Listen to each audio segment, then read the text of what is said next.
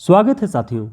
हिंदी साहित्य की one liner series में हमने अब तक बहुत सारे महत्वपूर्ण प्रश्नों को देखा और ऐसे ऐसे प्रश्न जिनके तथ्य आपको प्रामाणिक पुस्तकों में बहुत मुश्किल होते हैं ढूंढने, वो भी हम आपके लिए वन लाइनर के रूप में यहाँ पर लेकर के उपस्थित होते हैं ताकि आगामी परीक्षाओं में आप बेहतर प्रदर्शन कर सकें।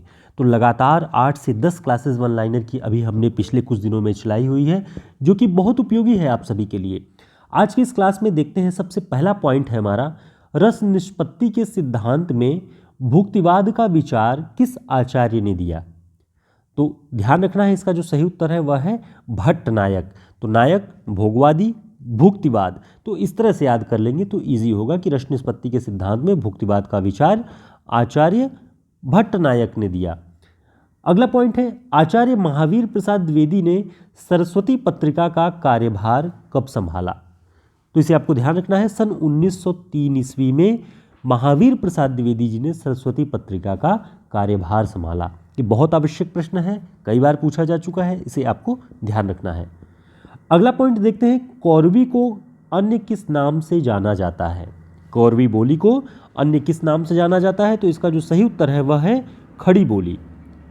देवनागरी लिपि का उद्भव किस लिपि से हुआ। तो इसे आपको ध्यान रखना है, ब्राह्मी लिपि से देवनागरी लिपि का उद्भव हुआ है। गुजराती और मराठी लगभग देवनागरी जैसी है, इसमें शिरोरेखाएं नहीं होती हैं, ये भी बात आपको ध्यान रखनी है।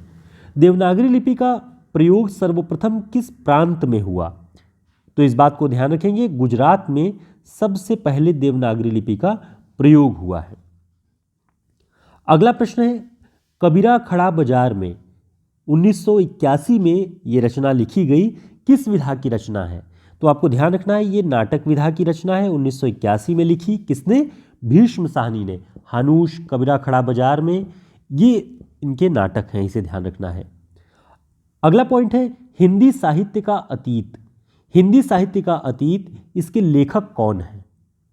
तो इसका जो सही उत्तर है वह है विश्वनाथ प्रसाद मिश्र। विश्वनाथ प्रसाद मिश्र जी की रचना है हिंदी साहित्य का अतीत, और ये कितने भागों में लिखा गया है, 2 भागों में। तो ऐसे प्रश्न हैं जो कि आपके TGT, PGT, MRS, UGC net सभी प्रतियोगी परीक्षाओं में बहुत आवश्यक हैं, तो इन्हें अच्छे से याद रखे रहें। आगे भी हम बहुत सारे महत्वपूर्ण पॉइंट्स को देखेंगे, लगातार बने रहें। बीती विभावरी जागरी, इस काव्य पंक्ति के रचयिता कौन है।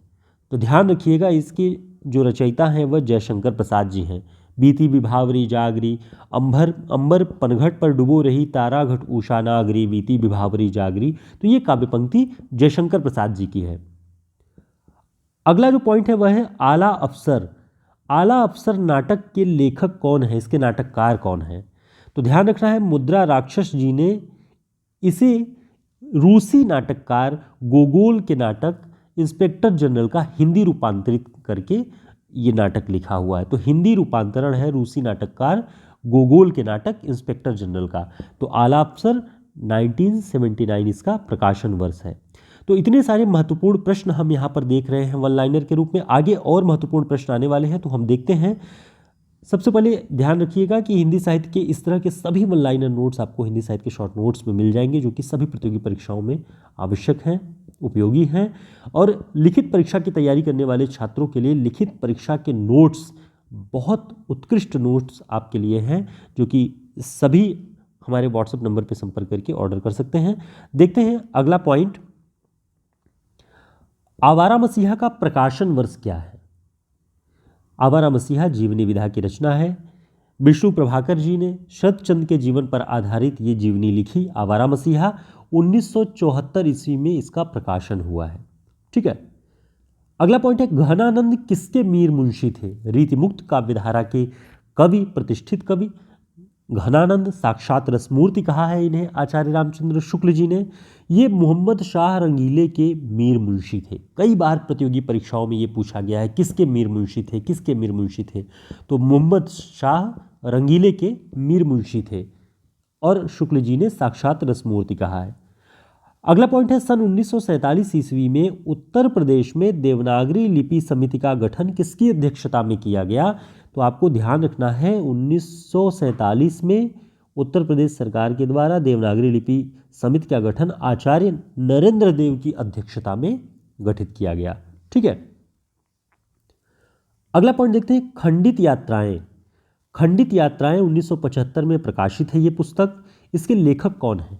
तो ध्यान रखना है कमलेश्वर जी इसके लेखक हैं। किस विधा की रचना है? तो यात्रा वृत्तांत है, ये यात्रा साहित्य की पुस्तक है खंडित यात्राएं, ध्यान रखेंगे 1975। ए लड़की उपन्यास किसने लिखा है?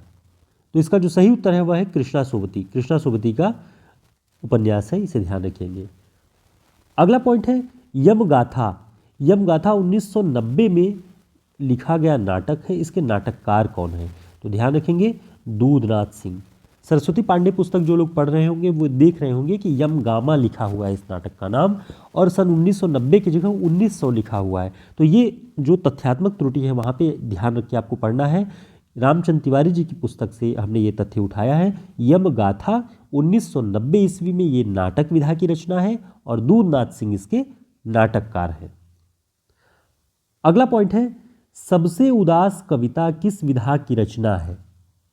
सबसे उदास कविता 1998 में ये प्रकाशित हुई और ये नाटक विधा की कविता है, रचना है।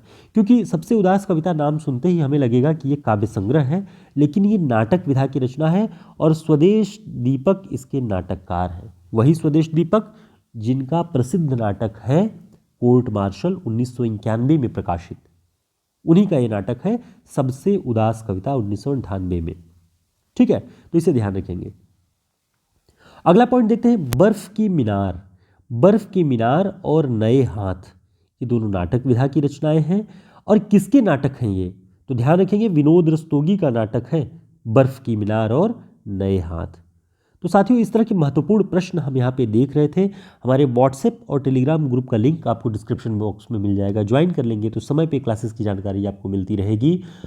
साथ ही अगर आपने वीडियो को लाइक नहीं किया है तो लाइक कर लें, चैनल को सब्सक्राइब कर लें। हम भविष्य में फिर महत्वपूर्ण प्रश्नों के साथ, महत्वपूर्ण क्लासेस के साथ आपकी सभी तैयारियों में योग देते हुए मिलते रहेंगे। तब तक के लिए नमस्कार, शुभकामनाएं।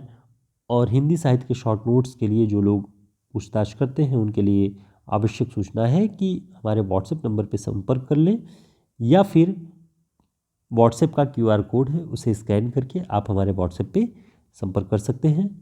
बाय पोस्ट ही आपको 5 से 6 दिन में नोट्स अवेलेबल हो जाते हैं। नमस्कार।